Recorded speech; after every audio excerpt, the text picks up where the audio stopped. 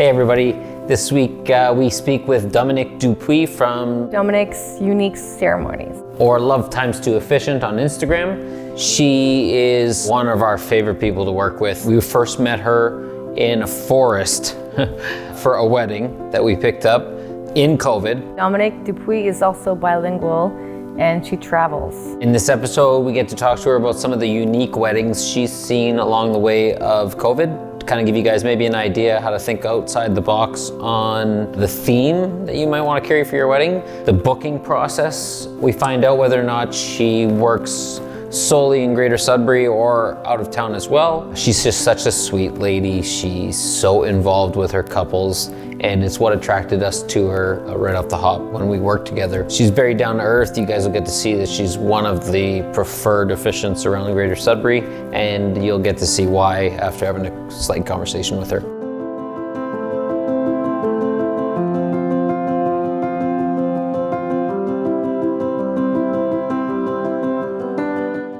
Good morning, everyone. This morning we have Dominique Dupuis with us. She's an officiant here at the Greater City of Sudbury. Welcome, Dominique.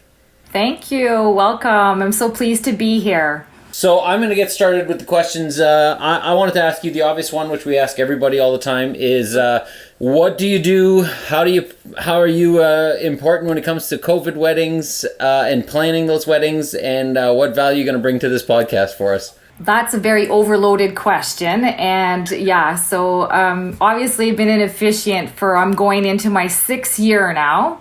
So I do have some experience with, chit-chatting with couples, and I realize that a lot of them are just like overwhelmed. Where do I go? What do I do? And it is scary, and there is a lot. And I think right now it's just really being very empathetic, very compassionate, asking all those questions, getting all those COVID anxieties that they might have, and just kind of just be their friend, just a listening ear. Do you travel outside of Sudbury? I do. Not a whole lot, but if I do get that wedding that just kind of like spikes that interest or something that's completely out of the ordinary, that's just right up my alley. So, and again, obviously, if it's friends of family, that kind of thing, absolutely. I have no objections to being out of town, yeah. I'm just curious, what kind of ceremonies do you see and what do you do? Like different types of ceremonies happening, like obviously, we're in the middle of a forest and there was a special one for there, but do you do like sand ceremonies, like that type of example? Can you tell our clients? Yes, absolutely. There is no ceremony. And like my big focus is really making that ceremony unique to the couple.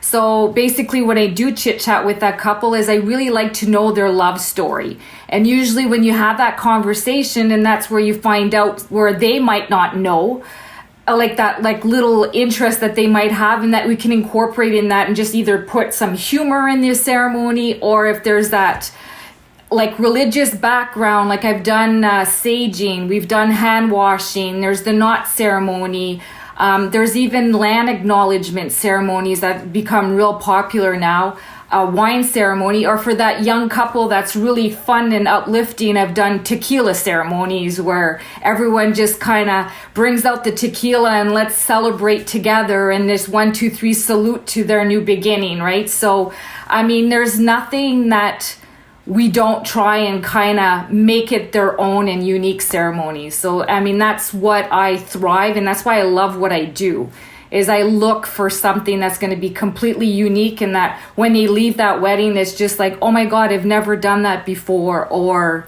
whatever that may be, right? So. Yeah, well, I think the obvious thing is that you love what you do. I think that's what attracted us to kind of make friends with you right off the hop. We could tell you really enjoy what you do for a living, because so do we. And I think it kind of reeks off of your smile whenever you're at a wedding, right?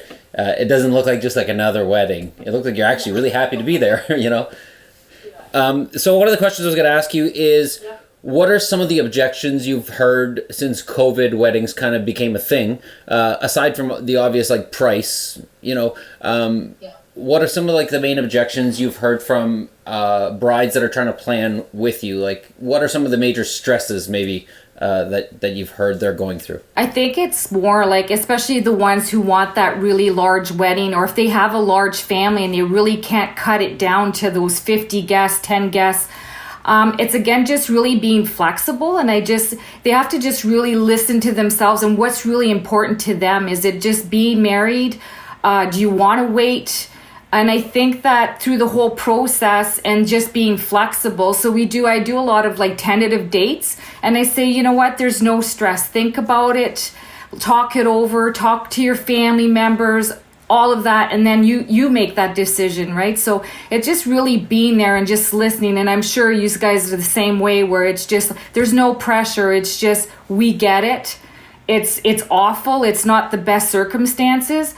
But then there's also the flip side of it, where there's a lot of these couples who are like, took advantage of COVID and said, oh my God, I never wanted the 200 guests, and great, I get the 10 guests, right? So, or again, too, I bring up, a lot of them just want either a commitment ceremony right now, and then they'll do a legal ceremony later when they can, and they can invite everybody, or vice versa, right? Do legal and do like a wedding renewal when you can have all your friends and family and have the 200 guests. So if I'm a bride and a groom that are trying to get married or plan a wedding, and I'm trying to save on costs, we've been talking a lot about how COVID's brought up that opportunity to save on costs, because you don't have to have a huge wedding with 150 people that you have to feed. And, it brings down the costs, So if some of those couples out there are really, have been worried about getting married because they're pinching their pennies to get it done, this does bring up an opportunity to be able to get everything you wanted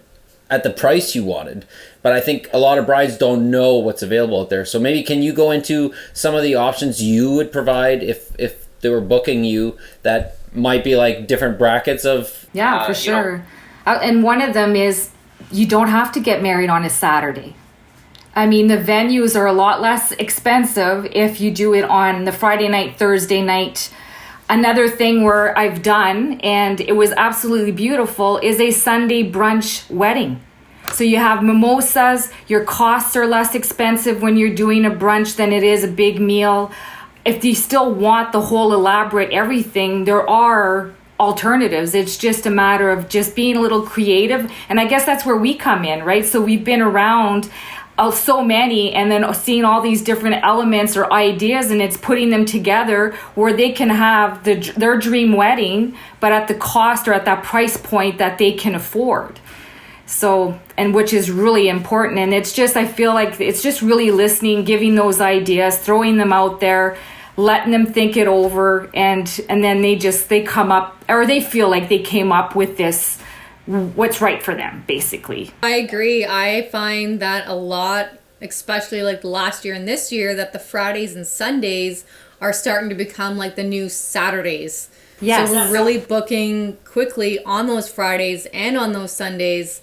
Like, our availability is starting to shrink. Like, we're not just doing one wedding on a weekend, we're doing 2 or 3 now, because of everyone postponing their weddings, but then like trying to find everyone that they had booked and putting them on the Friday or on the Sunday. So I think it's becoming a big popular event now, especially the Sunday brunch, like you said. Like, we've done a couple of them, and they're absolutely beautiful. They are beautiful. And I mean, and that's where, yeah, it's getting creative and just kind of, but again, too, I just, it's just being that listening ear, and sometimes just kind of guiding them in that little, they just need that little shove in the right direction, and then make it happen for them, right? So, and especially when you become close and working with yous and other vendors, I mean, reaching out to restaurant owners, that kind of thing, it's just, you can make this happen for a couple where maybe they don't know the owners or that, and then you help them out, right? So you don't just become the officiant or the photographer, or you become their friend and a helping hand, and especially during these times, and then just making that dream become a reality, right? So how does booking work for you? Like, do you carry several packages, or can you explain it to our audience? what the way the booking process works for me is they either reach out to me or, you know, it's via email, text, but I don't like to give pricing because a lot of them, that's what they ask. They just, what does it cost to have an officiant?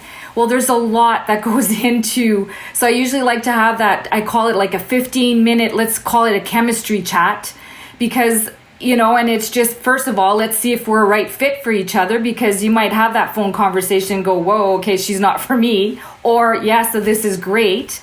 And then I need to find out, like, what do you envision for your day? Is it out of town? Is it, you know, do you want these special ceremonies in there? Like, there's just so much, right? So, and then once we have that conversation, and a lot of them don't really realize, and they're stuck on, you know, a church wedding, and they didn't really have any options, where when you have that 15-minute conversation and explaining to them that this whole process is unique. It's your ceremony. This is your day. There's no set way of like, oh, you got to stand here. This is it. You make it your day. And I just kind of give them all those options.